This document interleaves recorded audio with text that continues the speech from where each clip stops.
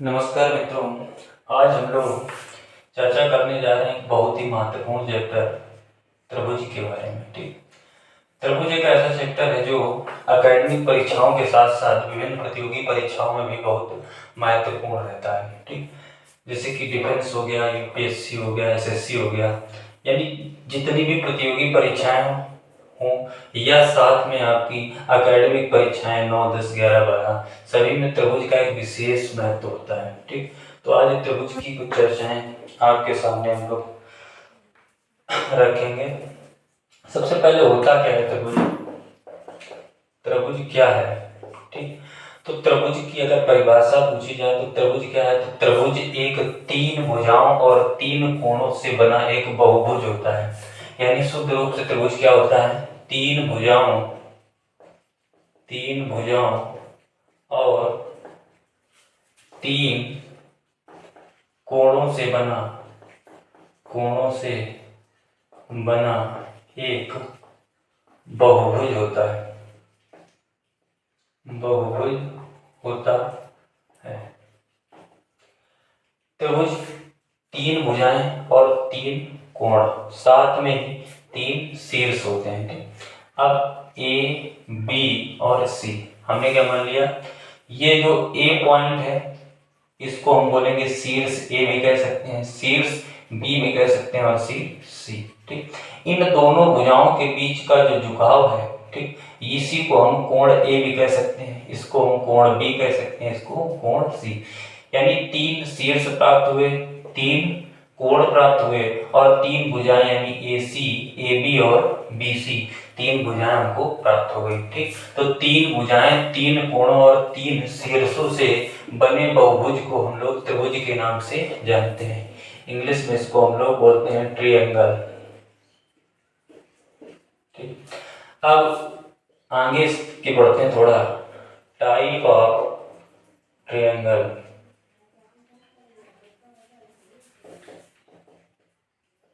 त्रिभुज के प्रकार। तो ध्यान दीजिएगा, त्रिभुज के 2 प्रकार होते हैं। ठीक, त्रिभुज के 2 प्रकार होते हैं या त्रिभुज को पहचानने के 2 प्रकार होते हैं। ठीक, पहला प्रकार होता है कि भुजाओं के आधार पर,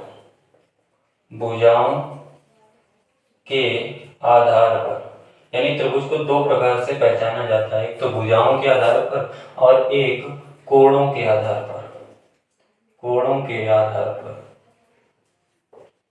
ठीक, तो जब बात की जाए भुजाओं के आधार पर, तो भुजाओं के आधार पर त्रिभुज 3 प्रकार के होते हैं। ठीक, पहला समबाहु त्रिभुज।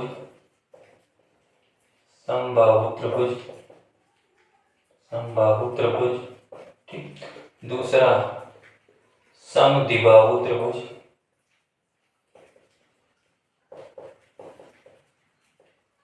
ठीक, तीसरा विषमबाहु त्रिभुज।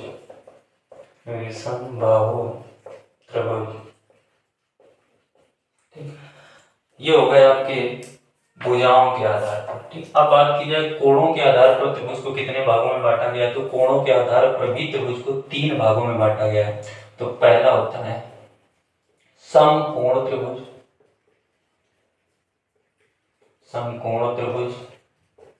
दूसरा न्यून कोण त्रिभुज और तीसरा है अधिक कोण त्रिभुज। यानी कुल मिलाकर के त्रिभुज को 6 भागों में बांटा गया है, 3 भाग कोण के आधार पर और 3 भाग भुजाओं के आधार पर। समकोण त्रिभुज कहलाता है राइट एंगल ट्रायंगल। ठीक, न्यून कोण कहलाता है एक्यूट एंगल और अधिक कोण आपका कहलाता है ऑब्ट्यूज एंगल।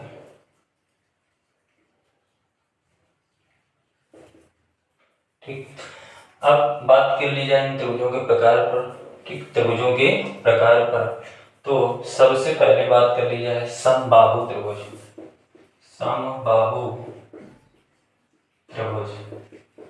समबाहु त्रिभुज होता क्या है। ठीक, आइसोस्केल्स, ठीक, समबाहु त्रिभुज, ठीक। इसको पहले आप लोग नोट कर लीजिए, फिर आगे बढ़ते हैं समबाहु त्रिभुज पर। चलिए आगे बढ़ते हैं। समबाहु त्रिभुज क्या होता है? तो समबाहु त्रिभुज एक ऐसा त्रिभुज जिसकी सारी भुजाएं जो है वो समान हो, समबाहु त्रिभुज कहलाता है, ठीक। यानी इसमें तीन भुजाएं होंगी और तीनों भुजाएं समान होंगी। तीनों भुजाएं यदि समान है तो उनके कोण भी समान होंगे। और हमने पढ़ा है कि त्रिभुज के तीनों कोणों का योग कितना होता है? 180। यदि कोण ए, कोण बी, कोण सी, तीनों कोणों को जोड़ें तो कितना आना चाहिए? 180। और यदि तीनों समान होंगे तो 180 को 60 60 60 के रूप में समान रूप से बांट दिया जाएगा, ठीक। समान क्यों होंगे? क्योंकि इनकी भुजाएं बराबर होती हैं और आपने प्रॉपर्टी पढ़ रखी है कि भुजाएं यदि बराबर हैं तो उनके कोण भी बराबर होंगे। तो याद रखना कि समबाहु त्रिभुज का प्रत्येक कोण 60-60 अंश का होता है और इसमें जो तीन भुजाएं होती हैं वो तीनों भुजाएं क्या होती हैं? समान होती हैं। इसके बाद इक्विलेटरल के बाद अब आते हैं आइसोस्केल पर, समद्विबाहु त्रिभुज पर। समद्विबाहु त्रिभुज क्या होता है? ऐसा त्रिभुज जिसमें दो भुजाएं समान हो, जिसमें दो भुजाएं समान हो, ठीक, जिसमें दो भुजाएं समान हो, यानी ये एक ए और ये एक बी, ठीक। ये दोनों भुजाएं समान हैं और ये इन दोनों से अलग भुजा होगी। ऐसे त्रिभुज को क्या बोलते हैं? समद्विबाहु त्रिभुज। ऐसे त्रिभुज में दो कोण समान होंगे, यानी इस भुजा के सामने वाला कोण ये और इस भुजा के सामने वाला कोण ये दोनों आपस में समान होंगे और ये कोण क्या होगा? भिन्न होगा, ठीक। तो ऐसे त्रिभुज को समद्विबाहु आइसोस्केल्स त्रिभुज कहते हैं।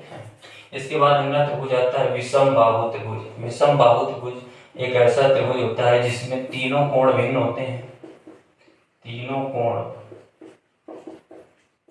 भिन्न भिन्न होते हैं तथा तीनों भुजाएं भी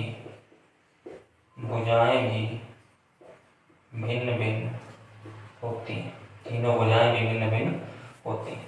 त्रिभुज को बहुत ही बारीकता के साथ पढ़ेंगे, ठीक।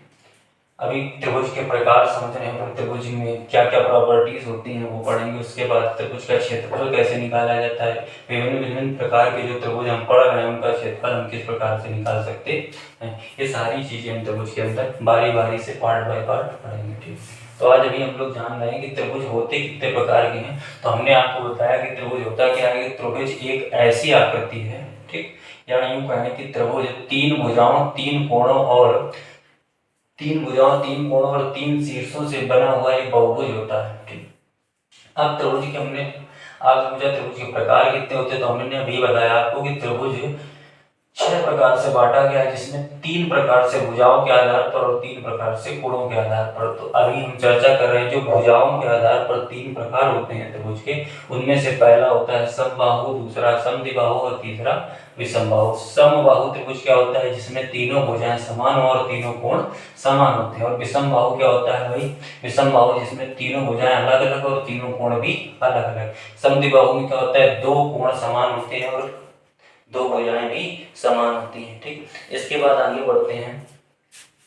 ये तो बात हो गई भुजाओं के आधार पर। अब जो कोणों के आधार पर जो त्रिभुज होते हैं उनके बारे में चर्चा कर लेते हैं। तो कोणों के आधार पर आपको बताया गया 3 त्रिभुज होते हैं। पहला त्रिभुज समकोण त्रिभुज, बहुत इंपॉर्टेंट, ज्यादातर क्वेश्चन यही से बनते हैं। दूसरा होता है न्यून कोण त्रिभुज, न्यून कोण त्रिभुज। तीसरा है अधिक कोण त्रिभुज।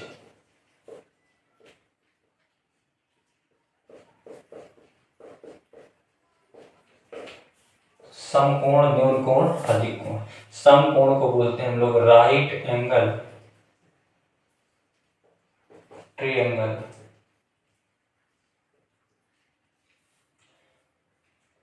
न्यून कोण को बोलते हैं acute angle, acute angle triangle, ठीक। और अधिक कोण को बोलते हैं ऑब्ट्यूज एंगल ट्रायंगल, ठीक।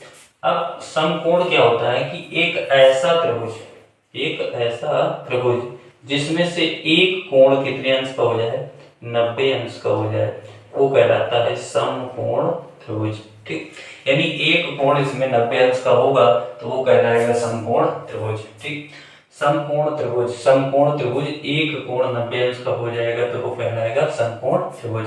यहाँ पर कोण बी जो है वो 90 अंश का है। यदि कोण बी 90 अंश का हो गया है तो अब आपको जाहिर सी बात यह पता होगी कि a प्लस सी जो होगा ये भी 90 अंश का होगा, यानी इन दोनों को जोड़ने पर हमको 90 अंश प्राप्त होगा, जबकि कोण भी अकेले 90 अंश है, क्योंकि त्रिभुज के तीनों कोणों का योग कितना होता है, 180 अंश। ठीक, समकोण त्रिभुज की एक और खूबसूरत बात होती है कि जो 90 के सामने वाली भुजा होती है इसको हम लोग कर्ण के नाम से जानते हैं, इसको हम कर्ण के नाम से जानते हैं। ठीक, अब हमसे जिस कोण के बारे में इंक्वायरी करेगा, यदि कहेगा कोण सी के बारे में बताओ तो कोण सी के सम्मुख भुजा, ठीक, लंब का कार्य करेगी, और यदि कह दे कोण ए के बारे में बताओ तो कोण ए के सम्मुख भुजा यानी बीसी हमारा लंब का कार्य करेगी। तो त्रिभुज, समकोण त्रिभुज में तीन भुजाएं होती हैं, कर्ण, लंब और आधार। ठीक, तो कर्ण का कार्य फिक्स होता है, कर्ण जो है त्रिभुज की सबसे बड़ी भुजा होती है, सबसे बड़ी भुजा, और साथ ही साथ में कर्ण सबसे बड़ी भुजा होने के साथ में 90 अंश के बिल्कुल ठीक सामने होती है। ठीक, लंब जो होता है वो कोण के आधार पर बदलता रहता है, जिस कोण के बारे में हमसे इंक्वायरी की जाएगी लंब उसी कोण के ठीक सामने बैठा होगा। ठीक, और बात होती है आधार की, तो जो तीसरी शेष भुजा बचती है वो क्या कहलाती है, आधार कहलाती है। ठीक, आगे बढ़ते हैं न्यून कोण की ओर। ठीक, और इसी से आपकी पाइथागोरस थ्योरम भी बनती है, कर्ण का स्क्वायर बराबर लंब का स्क्वायर प्लस आधार का स्क्वायर। ठीक, अब आ जाते हैं, चर्चा करते हैं न्यून कोण त्रिभुज पर, चर्चा करते हैं न्यून कोण त्रिभुज पर। न्यून कोण त्रिभुज क्या होता है, न्यून कोण त्रिभुज क्या होता है, ध्यान से देखिएगा। ठीक, न्यून कोण त्रिभुज का मतलब होता है कि एक ऐसा त्रिभुज, एक ऐसा त्रिभुज जिसके सभी कोण 90 अंश से कम हो, इसके सभी कोण 90 अंश से कम हो, न्यून कोण त्रिभुज कहलाता है, यानी 60, 70, और 60 और 70 मिला करके 130, अगला क्या होगा 50। ठीक, ये क्या बन गया, न्यून कोण त्रिभुज के कोण है। यदि किसी त्रिभुज के कोण दिए जाए आपको 60 अंश, 70 अंश और 50 अंश, तो आप समझ जाएंगे कि ये जो त्रिभुज है ये न्यून कोण त्रिभुज है, क्योंकि इसमें प्रत्येक कोण जो होता है वो 90 से कम होता है। मान लीजिए एक न्यून कोण त्रिभुज है, इसके कोण ए, बी और सी हैं, तो आप याद रखिएगा ए कामा बी कामा सी जो होंगे वो सदैव 90 अंश से कम होंगे। ठीक, बात समझ पाए। आगे बढ़ते हैं एक्यूट एंगल, ऑब्ट्यूज पार्ट, अधिक कोण। अधिक कोण त्रिभुज क्या होता है कि एक ऐसा त्रिभुज, एक ऐसा त्रिभुज, एक ऐसा त्रिभुज जिसके सभी कोण, सॉरी, कम से कम एक कोण, कम से कम एक कोण, एक कोण 90 अंश से अधिक हो, कम से कम एक कोण 90 अंश से अधिक हो, उसको हम लोग क्या बोलते हैं, ऑब्ट्यूज एंगल ट्रायंगल। ठीक, यानी या तो ए जो होगा वो 90 से बड़ा होगा, या तो बी जो होगा वो 90 से बड़ा होगा, या तो सी जो होगा वो 90 से बड़ा होगा। किसी न किसी एक को 90 से बड़ा होना पड़ेगा, तभी ये त्रिभुज ऑब्ट्यूज एंगल बनेगा। ठीक, और याद रखिए एक ही कोण 90 से बड़ा हो सकता है, क्योंकि तभी त्रिभुज का गुणधर्म संभव है। ठीक, तो ये बात हो गई त्रिभुज के, जो हमने 6 प्रकार आपके सामने रखे थे, उन 6 प्रकार की विस्तृत जानकारी आपके सम्मुख प्रस्तुत कर दी गई। ठीक, अब इसके बाद हम लोग आगे बढ़ते हैं, इसको आप नोट डाउन कर लीजिएगा। इसके बाद हम लोग आगे बढ़ते हैं और अब चर्चा करते हैं इनइक्वालिटी ऑफ ट्रायंगल पर अब चर्चा करेंगे। इनइक्वालिटी ऑफ ट्रायंगल पर, इनइक्वालिटी ऑफ ट्रायंगल।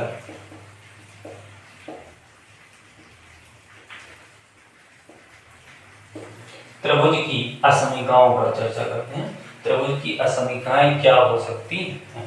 तो बिल्कुल ये हमको जानना बहुत ही आवश्यक है कि त्रिभुज की असमीकाएं क्या क्या हो सकती हैं, यानी त्रिभुज बनना कब संभव है और कब त्रिभुज बनना संभव ही नहीं।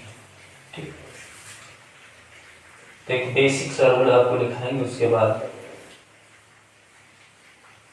आप समझ जाएंगे कि त्रिभुज कब बनना संभव है और कब बनना संभव नहीं है।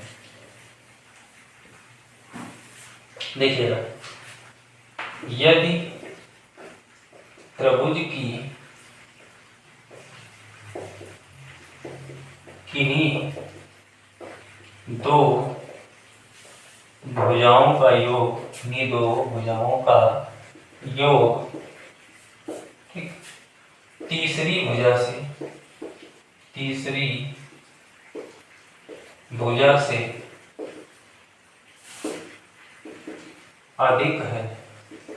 अधिक है तो त्रिभुज बनना संभव है। त्रिभुज बनना संभव है। हमने अभी आपको बताया कि त्रिभुज 6 प्रकार के बनते हैं। ठीक, अब उन 6 प्रकार में से कौन प्रकार बनना है ये तो बात की बात है। ठीक, सबसे पहला काम तो ये होगा कि हम चेक करेंगे कि त्रिभुज बन रहा है कि नहीं बन रहा है, और अगर बन रहा है तो फिर कौन सा बन रहा है। ठीक, तो चेक करने के लिए कि त्रिभुज बन रहा है कि नहीं बन रहा है, कि त्रिभुज की 3 भुजाएं होंगी और तीनों भुजाओं को जोड़ने पर, ठीक किन्हीं 2 भुजाओं को जोड़ने पर ठीक शेष जो तीसरी भुजा है उससे पहले की 2 भुजाओं का योग अधिक होना चाहिए। मान लीजिए, माना त्रिभुज की 3 भुजाएं,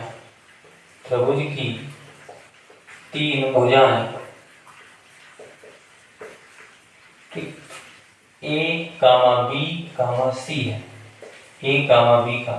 है, तो आपको याद रखना है कि यदि a प्लस बी को जोड़ें तो वो c से बड़ा होना चाहिए, यदि a प्लस सी को जोड़ें तो वो b से बड़ा होना चाहिए, यदि b प्लस सी को जोड़ें तो वो a से बड़ा होना चाहिए। इसी को हम बोलते हैं इनइक्वालिटी ऑफ ट्रायंगल या त्रिभुज की असम। आइए इसका एक एग्जाम्पल देख लेते हैं। जैसे अभी हमने कहा कि त्रिभुज की 3 भुजाएं ABC, ठीक, और यदि किन्हीं 2 भुजाओं का योग तीसरी भुजा से ज्यादा है तो त्रिभुज बनेगा, अन्यथा त्रिभुज नहीं बनेगा। ठीक, आइए चेक करते हैं कि एग्जाम्पल लेते हैं 4, 5 और 10। ये त्रिभुज की 3 भुजाएं हैं, ABC मान लिया हमने इनको। ठीक, ये तीनों कंडीशन जो है ये तीनों एक ही में लागू होनी चाहिए। यानी तीनों कंडीशन अगर लागू हो रही तभी त्रिभुज बनेगा, अन्यथा नहीं बनेगा। तो देखो साफ साफ हमको दिख रहा है कि 5 और 4 को जोड़ेंगे तो क्या आएगा 9, और तीसरी भुजा फिर क्या है C। ठीक, अब 2 भुजाओं का योग 9 है तो योग ज्यादा होना चाहिए तीसरी भुजा से, ठीक, जबकि ऐसा नहीं है। इस कारण से यहाँ पर इन 3 भुजाओं को मिला करके एक त्रिभुज की रचना नहीं की जा सकती है। ठीक, और अब किन 3 भुजाओं को, यानी ऐसी 3 भुजाएं कौन सी होंगी जिनको मिला करके त्रिभुज की रचना की जा सकती है? तो ऐसी कई भुजाएं हैं। ठीक, उनमें से एक का एग्जांपल लेते हैं। जैसे कि हमने एक बहुत प्रचलित ट्रिपलेट सुना है 3, 4 और 5 का। ठीक, देखिए 3 और 4 को जब जोड़ते हैं तो 7 आता है और 7 5 से बड़ा होता है। 4 और 5 को जब जोड़ते हैं तो 9 आता है, 9 3 से बड़ा होता है। 3 और 5 को जोड़ते हैं तो 8 आता है और 8 4 से बड़ा होता है। यानी यहाँ तीनों कंडीशनों में जो योग वाली 2 भुजाओं का योग जो है वो तीसरी संख्या से ज्यादा है, तो ऐसे मामलों में त्रिभुज बनता है, यानी यहाँ पर त्रिभुज बनेगा। अब अगर त्रिभुज बनेगा तो कौन सा त्रिभुज बनेगा हम कैसे पहचानेंगे? ठीक, तो आपको करना कुछ नहीं है, उन तीनों भुजाओं को लिखना है।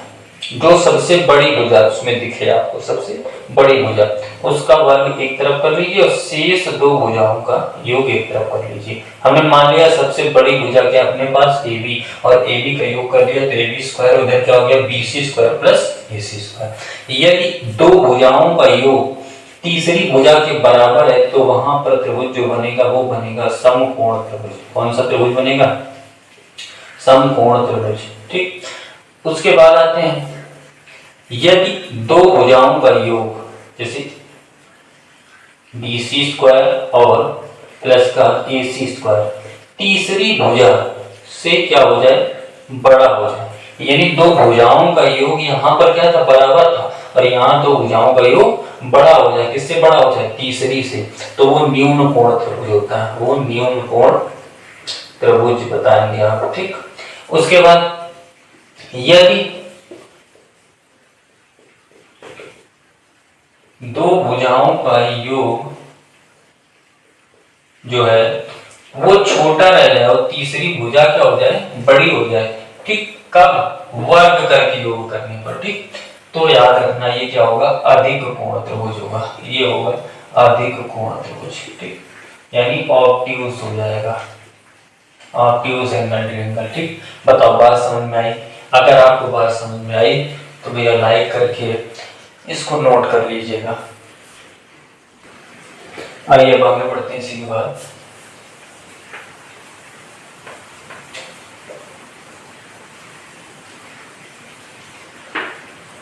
मान लीजिए यदि आपसे कहते एक त्रिभुज की भुजा 10, 17, x है। एक त्रिभुज की भुजा 10, 17, x है, तो x के कितने संभव मान हो सकते हैं? x के कितने संभव मान हो सकते हैं? बात को ध्यान से समझिएगा।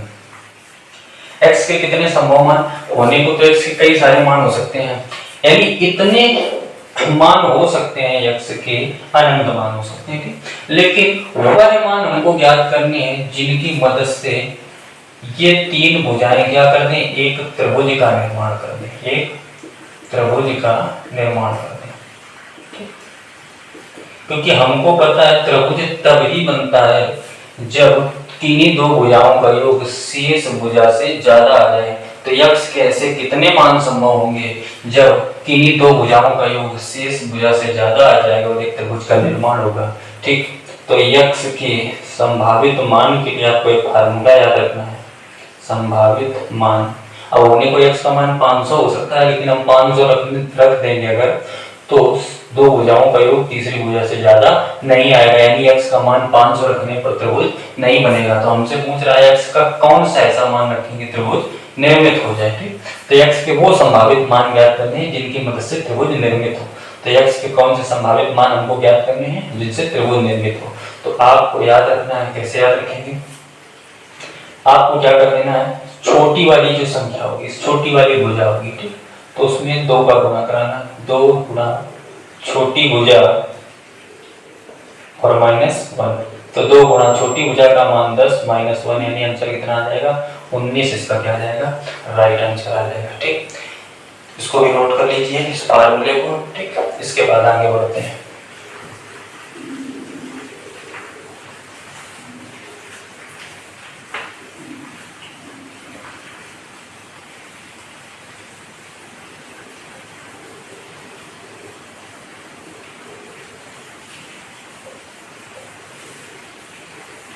चलिए अब आगे बढ़ते हैं।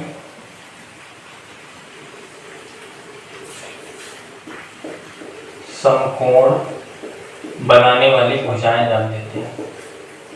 कुछ भुजाएं आपको पहचान लेनी है जो समकोण बनाती हैं। ठीक, जैसे पहली भुजा आपकी है 3, 4 और 5, फिर है 8, 15 और 17, ठीक, फिर है 12, 35 और 37, फिर अगली भुजा 20, 21 और 24, फिर अगली भुजा आपकी 39, 80 और 89, फिर अगली भुजा होती है आपकी 20, 99, 101, ठीक, फिर अगली भुजा होती है आपकी 5, 12 और 13। फिर अगली भुजा होती है आपकी 9, 40 और 41। फिर अगली भुजा आपकी होती है 16, 63 और 65। फिर अगली भुजा होती है आपकी 28, 45 और 53। ठीक। फिर अगली भुजा होती है आपकी 36, 77 और 85। अगली भुजा होती है ठीक 7, 24 और 25। अगली भुजा है 11, 60 और 61। फिर अगली भुजा आपकी 13, 84 और 85। ठीक। फिर अगली भुजा आपकी 35, 56, 65। फिर अगली भुजा 65, 72 और 97। ठीक। तो इतनी जो ये आपकी भुजाएं हैं ये क्या बनाती हैं, समकोण बनाती है। इतनी जो आपकी भुजाएं हैं ये क्या बनाती हैं, समकोण बनाती हैं। ठीक, याद रखिएगा। जैसे इन सब में जो सबसे बड़ी भुजा होगी वो आपकी कर्ण होगी। ठीक। अब आप इसमें चेक कर सकते हैं, बड़ी वाली भुजा का वर्ग करेंगे शेष दोनों के योग के बराबर होगा। जैसे 5 का 25, 4 का 16, 3 का 9, 16 का भी 25 बराबर आ गया तो समकोण। बड़ी भुजा का वर्ग शेष दो के बराबर है तो समकोण। बड़ी भुजा का वर्ग शेष दोनों भुजाओं के योग से छोटा है तो न्यून कोण। बड़ी भुजा का वर्ग शेष दोनों भुजाओं के वर्ग से बड़ा है तो अधिक कोण होता है। ठीक। तो इसमें से जैसे आपको एक भुजा उसमें दे दी 39 और 80, आप क्या समझ जाएंगे भैया ये क्या है, अगली तीसरी भुजा यानी कर्ण जो होगी वो 89 होगी। ठीक। एग्जाम्पल के लिए उसने आपको एक भुजा दे दी 10, एक भुजा क्या दे दी 10।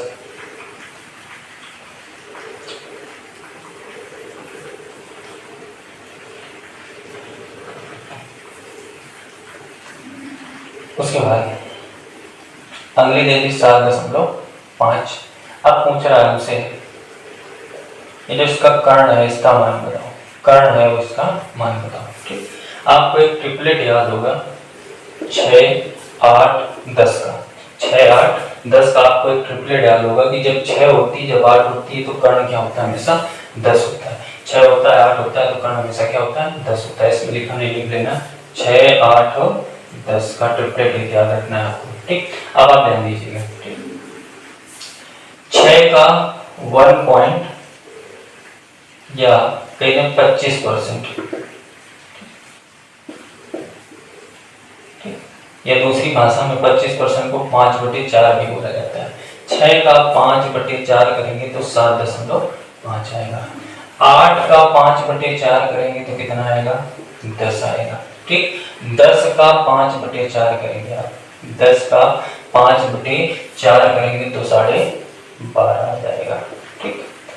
इसका मतलब देखो 7.5, 10 तो 12.5, 6, 8 तो कर्ण कितना था 10। ठीक। लेकिन 7.5 एक भुजा और एक भुजा 10 हो तो कर्ण कितना आएगा 12.5, यानी अपने का आंसर क्या रहेगा 12.5। ठीक। तो जिस अनुपात में लंब और आधार बढ़ते हैं कर्ण भी हमारा उसी अनुपात में बढ़ता है। नोट कर लीजिएगा। एक एग्जाम्पल और देखते हैं इसका।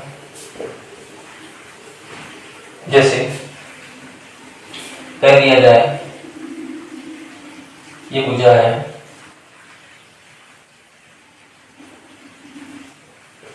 12 और ये भुजा है 5। ठीक। ये दूसरी भाषा में है 24 और ये भुजा है 36 और ये भुजा है 15। तो अब हमसे पूछ दिया जाए कर्ण कितना होगा, हमसे पूछ दिया जाए कर्ण कितना होगा। आपको पता है 12 और 5, 12 और 5 तो कर्ण कितना होता है 17। 12, 5 कर्ण कितना होता है 17। ठीक। सॉरी 13। 12 और 5 का कर्ण कितना होता है 13। अब देखिएगा 12 का 3 गुना कितना होता है 36, 5 का 3 गुना कितना होता है 15, तो 13 का 3 गुना कितना होगा 39, यानी 36, 15, 39 की भी एक ट्रिपलेट बनेगी। 36, 15, 39 यानी 36 आधार 15 कर्ण तो लंब तो कर्ण कितना होगा 39 होगा। ठीक। पता है बात समझ में आई कि नहीं आई, बात समझ में आई कि नहीं। एक एग्जांपल और देख लीजिए इसी ट्रिपलेट का।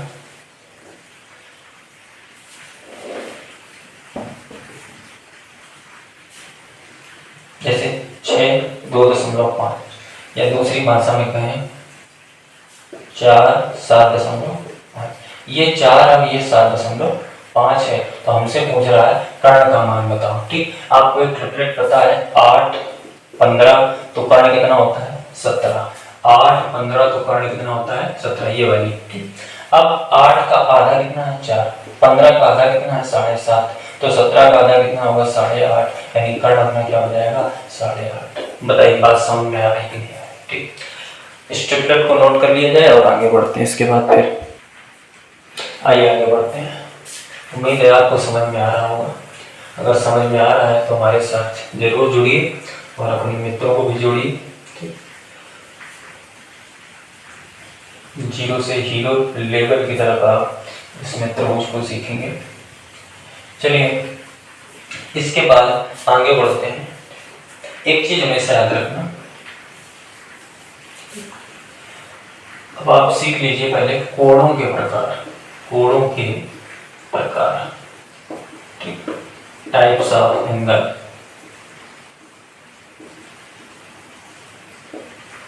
कोणों के प्रकार, ठीक। तो आपको हमने भी सिखाया था कि सबसे पहले हमने बताया था न्यून कोण।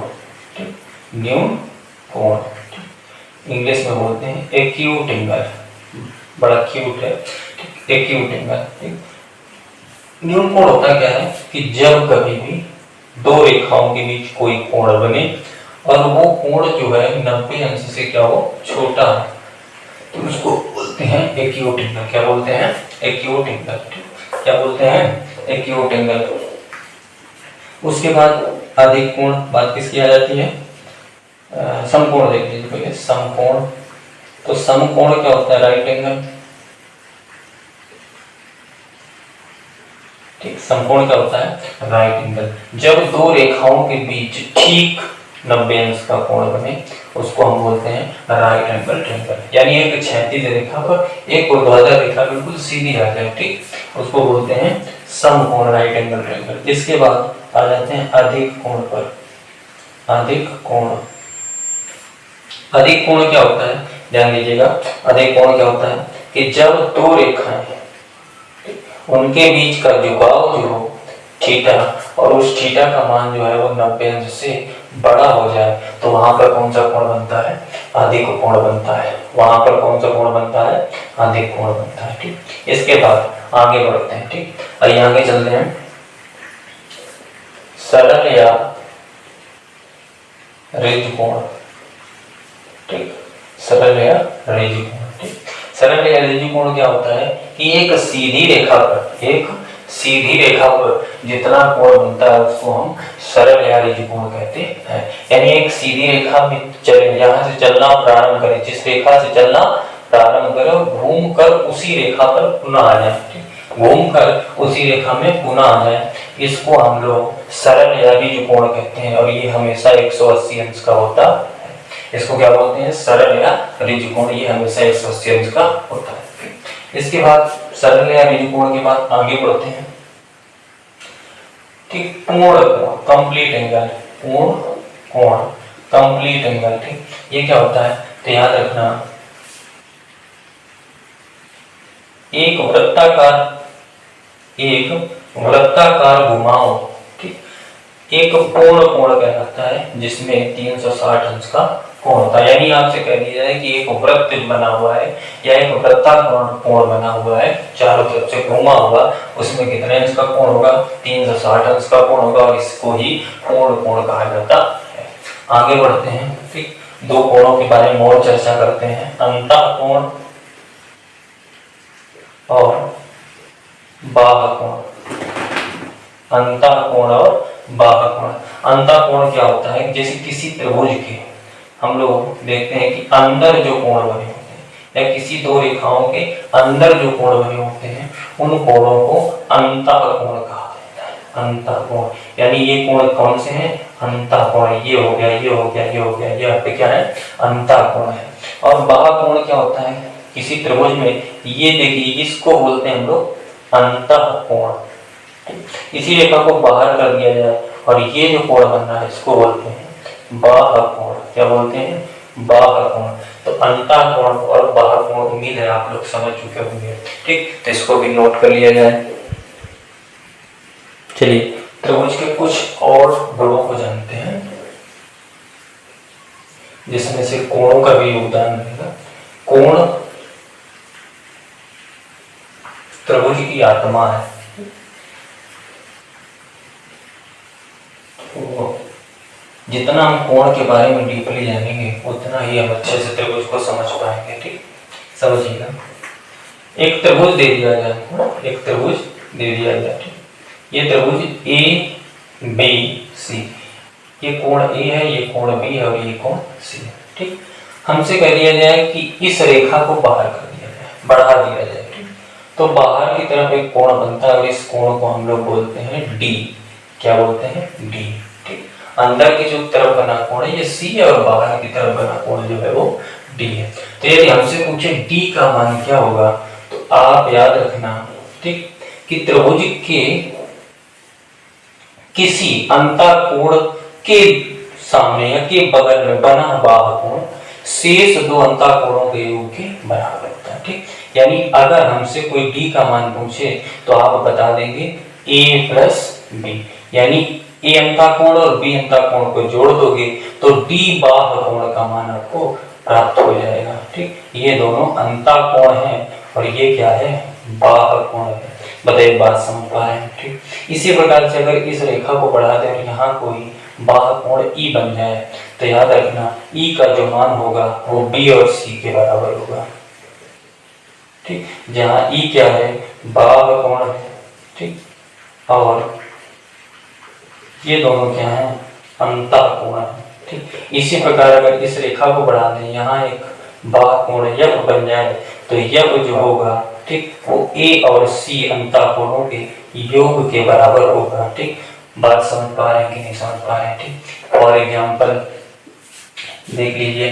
जैसे इस कोण का मान हमको 40 दे दिया जाए, इस कोण का मान हमको 50 दे दिया जाए और हमसे पूछ दे इस कोण का मान बताइए, तो आपको मान लेना ये कोण डी है और डी का मान क्या होगा?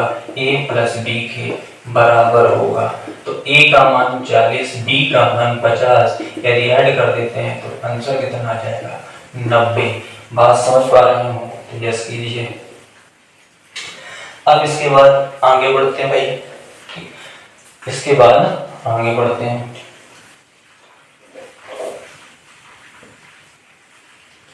ये एक त्रिभुज है।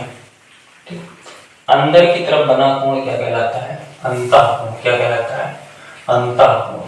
ठीक, और बाहर की तरफ बना कोण क्या कहलाता है? बाह्य कोण। ये बाह्य कोण, ये हो गया बाह्य कोण। ठीक, तो ये ए है, ये बी है और ये सी है। ठीक, तो त्रिभुज के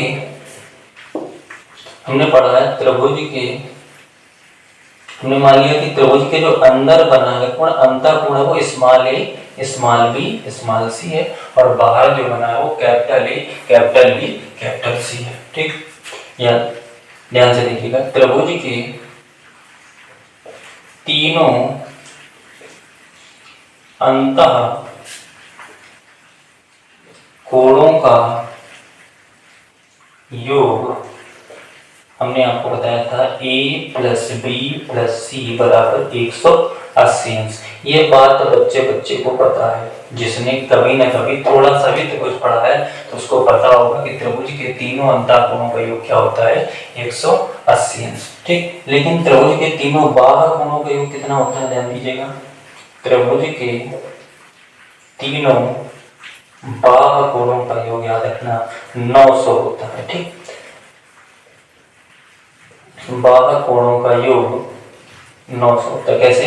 कैपिटल ए बाह्य कोण थे, capital B plus capital C को आप जोड़ेंगे तो कितना आएगा? 900 अंश। ठीक, याद रखना, कभी भी त्रिभुज के दो बाह्य कोण आपको दे दे, तीसरा बाह्य कोण पूछे तो दो बाह्य कोणों का योग आप 9 में 100 में से घटा देंगे तो तीसरे बाह्य कोण का मान आपको प्राप्त हो जाएगा।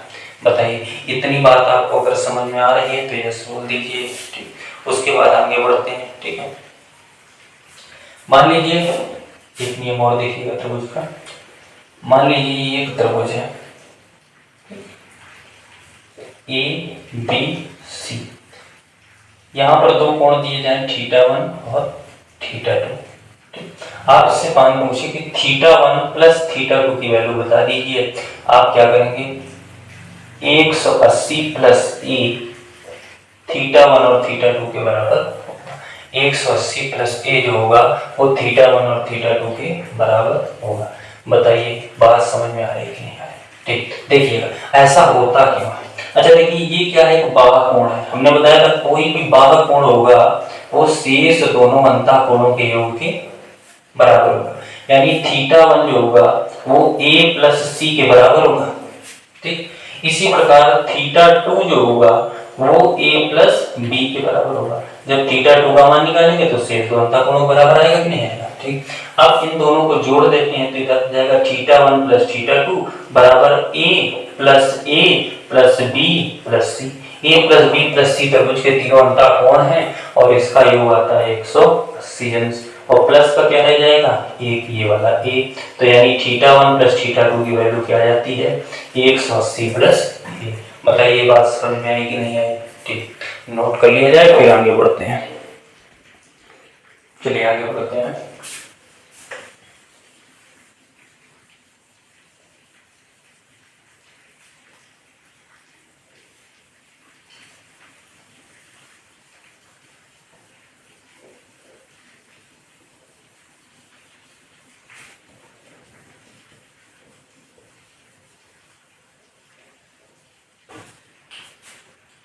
अब बात कर लेते हैं कोण समद्विभाजक पर। कोण समद्विभाजक पर, ठीक, इसको बोलते हैं एंगल बाइसेक्टर। एंगल बाइसेक्टर, ठीक, कोण समद्विभाजक। ठीक, ये क्या है, एक सरल रेखा, स्ट्रेट लाइन। ठीक, देखिएगा इधर वाले भाग में एक रेखा द्वारा इसके दो भाग कर दिए। ठीक, एक भाग को हमने मान लिया थीटा और एक भाग को हमने मान लिया अल्फा। ठीक, अब कोण समद्विभाजक क्या होता है, एंगल बाइसेक्टर क्या होता है कि किसी कोण को दो बराबर भागों में विभाजित कर दें, दो बराबर भागों में विभाजित कर दें। यानी इधर जो था ये भी θ/2 कर दे और इधर भी θ/2, पूरा थीटा था, θ/2 आधा आधा कर दिया। इसको भी क्या कर दिया गया, आधा आधा कर दिया गया। थीटा α/2 और इधर भी α/2। बताइए इसको क्या बोलते हैं, एंगल बाइसेक्टर, कोण समद्विभाजक। ठीक, कोण समद्विभाजक। अब अच्छा एक बात याद रखिएगा, अगर इसको हम लोग सही से देखें तो क्या हो जाएगा, ये इतना क्या था अल्फा और ये इतना क्या था थीटा। अल्फा प्लस थीटा जो होगा वो कितने के इक्वल में होगा, 180 डिग्री के। 180 डिग्री के याद रखेंगे, 180 डिग्री के बराबर होगा अल्फा प्लस थीटा। क्योंकि हमने पढ़ा है किसी सरल रेखा से चले और घूमकर उसी सरल रेखा पर आ जाए और तब तक वो कोण जितने भागों में बढ़ चुका है उन भागों को जोड़ दें तो 180 के बराबर होगा। तो ये कितने भागों में बटा है, एक तो अल्फा और एक इधर वाला थीटा, तो अल्फा प्लस थीटा का मान कितना होगा, 180। यदि ये 2 से 3 भागों में बट जाए, अल्फा बीटा और गामा, तब भी क्या होगा, alpha plus beta plus gamma की वैल्यू कितनी आएगी, 180 डिग्री। इसको ही क्या बोलते हैं, ठीक, इसको सरल रेखीय कोण बोलते हैं। और ये क्या है, एंगल बाइसेक्टर, कोण समद्विभाजक। कोण समद्विभाजक सदैव कोण को दो बराबर भागों में बांट देते हैं। ठीक, इसके बाद आइए आगे बढ़ते हैं, इसको नोट कर लीजिएगा। इसके बाद आगे बढ़ते हैं, ठीक, आगे चर्चा करते हैं। इसके बाद चर्चा करते हैं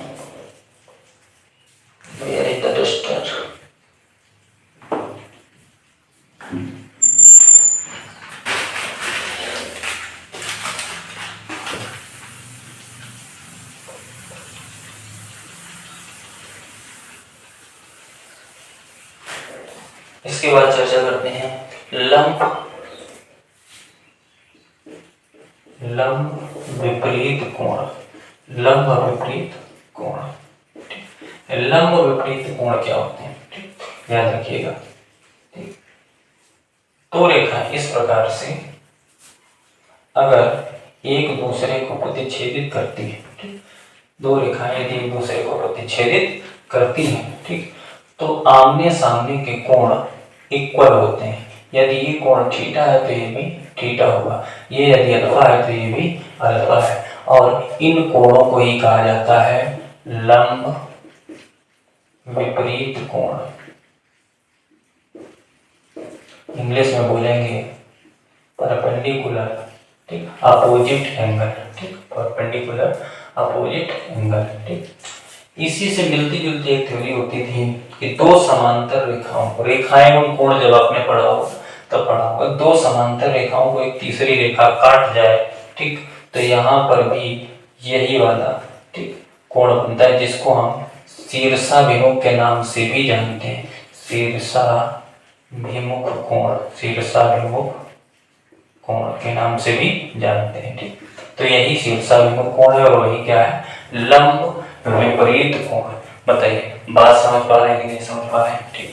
इसके बाद आगे बढ़ते हैं, लंब विपरीत कोण के बाद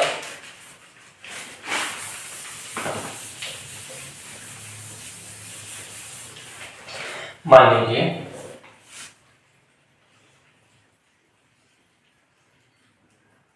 कोई इस प्रकार की आकृति बनी हुई है, ये कोण आपका दिया गया है 30 अंश, ये दिया गया है 15 अंश और ये दिया गया है 40 अंश, ठीक। और आपसे इस कोण डी का मान आपसे पूछा जा रहा है, ठीक, डी का मान आपसे पूछा जा रहा है, ठीक। तो इस प्रकार की जो कोई थ्योरी हो तो इसको आप ध्यान रखेंगे, क्या होगा कि कोण A plus B plus C equal to कोण डी, ठीक।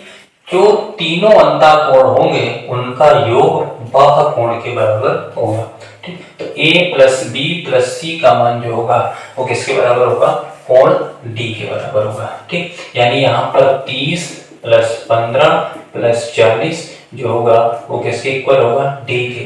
तो 40 30 70 और 15 कितना होता है 85, यानी कोण d की जो वैल्यू आएगी वो कितनी आएगी 85, ठीक। मतलब बात समझ पा रहे हैं कि नहीं समझ पा रहे हैं, ठीक।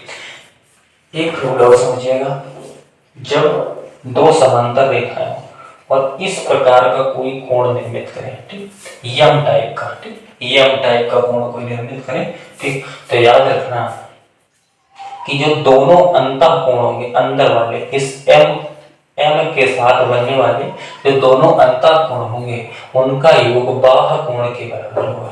इसको हमने मान लिया ए, इसको बी और इसको सी, ठीक। तो क्या हो जाएगा ए प्लस बी, ठीक, कोण ए प्लस कोण बी बराबर हो जाएगा कोण सी के, जहां आप पाएंगे कि ए और बी क्या है, अंतःकोण है, यम के साथ बनने वाले ये अंतःकोण, और सी क्या है, बाह्य कोण है, सी क्या है, बाह्य कोण है, ठीक।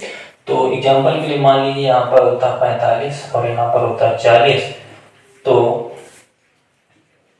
45 प्लस 40 सी का मान कितना आ जाता है 85 डिग्री। बताइए बात समझ पा रहे हैं कि नहीं समझ पा रहे हैं, ठीक। इसी से जुड़ा हुआ एक और नियम समझ लीजिए,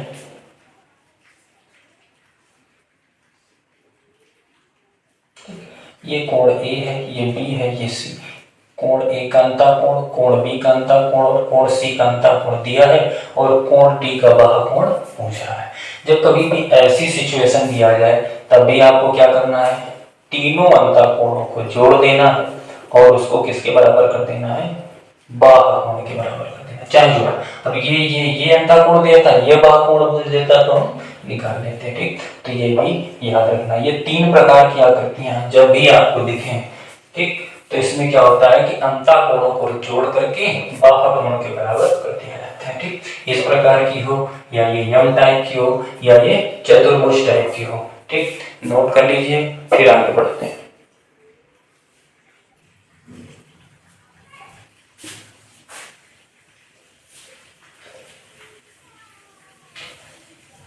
अगर ये वीडियो आपको पसंद आ रही हो या इसमें से जुड़े हुए जो प्रश्न, जो कॉन्सेप्ट आपको बताए गए वो अच्छे लग रहे हों तो इस वीडियो के साथ अपना प्यार जरूर बनाए रखना।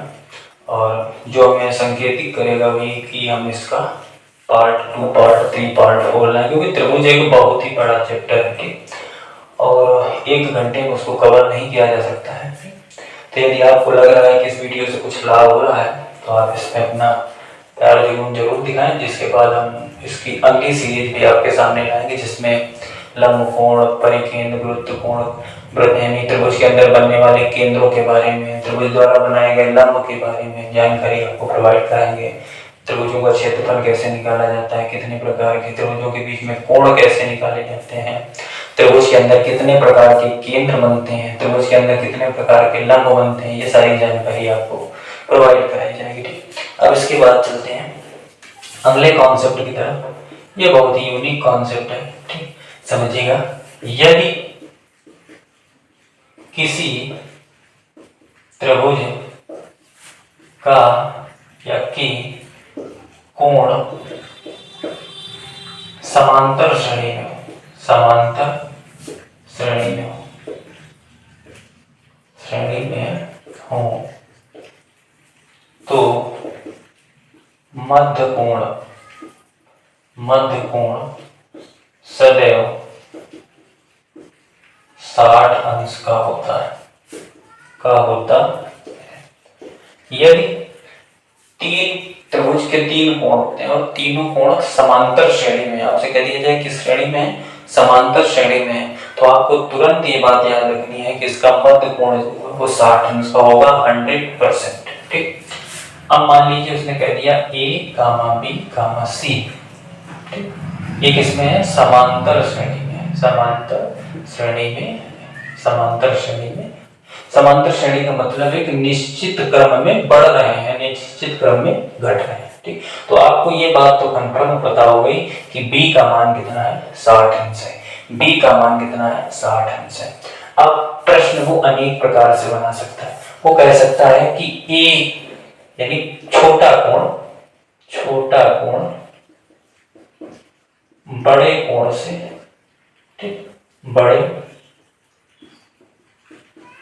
कोण से, ठीक, 30 छोटा है, यानी कि 30 अंश छोटा है किससे, बड़े कोण से, या कह दिया जाए 40 अंश छोटा है किससे, बड़े कोण से, ठीक। तो यानी कि 40 अंश छोटा है बड़े कोण से, ठीक। इसका मतलब बड़ा कोण जो है इससे 40 बड़ा है, इससे क्या है, ये 40 बड़ा है, ठीक। तो यानी इन दोनों का अंतर कितने का है, 40 का, और बीच में कौन है, 60। तो आप तुरंत अंदाजा लगा देंगे कि ये 40 होगा, बीच वाला 60 है, और ये क्या होगा, 80 होगा। तभी ये तीनों एक त्रिभुज के कोण बन पाएंगे, ठीक। एक तो ऐसे प्रश्न बन सकता है, शर्त देके बन सकता है, ठीक।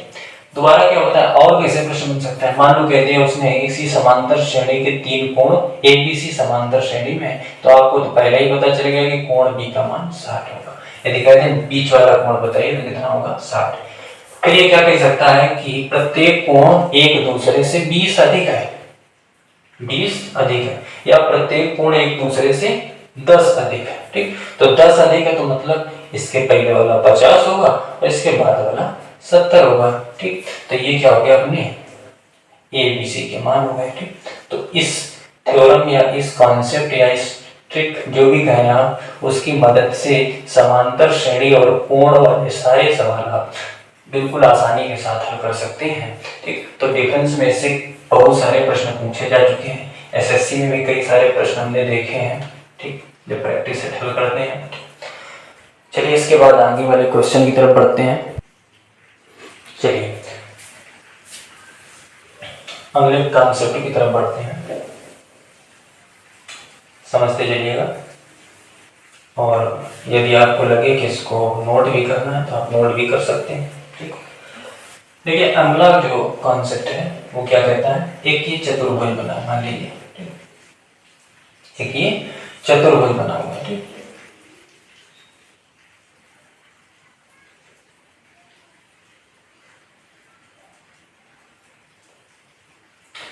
ये A है, ये B है, और ये C है, और ये D है, ठीक। ये जो कोण है ये A है, ये जो कोण है ये बी है। ठीक, यहां से कोई रेखा मान लो हमने खींच दी, ये कोण x है और ये कोण x है, ये कोण y है और ये कोण y है।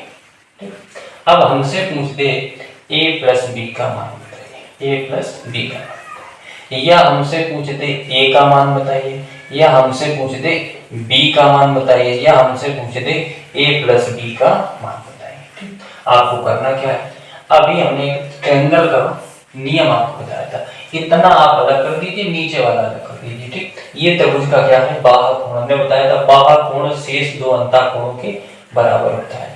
तो a का मान क्या आ जाएगा, x अंश प्लस y अंश, यानी x y के मान यदि आपको दिए जाएं, दोनों का योग 1 के बराबर होगा। ठीक, b किसके बराबर होगा, तो इसी प्रकार b भी किसके बराबर होगा, x प्लस y के बराबर होगा। ठीक, ये दोनों मान सेम भी हो सकते हैं, अलग अलग भी हो सकते हैं। ठीक, अब इसके बाद अगर आपसे कह देता है a प्लस बी का मान बताओ, a प्लस बी का मान बताओ, तो आपको क्या कर देना है, दोनों इक्वेशंस को जोड़ देना है। ठीक, जोड़ेंगे तो इधर a प्लस बी हो जाएगा और इधर हो जाएगा 2x plus 2y, 2x plus 2y।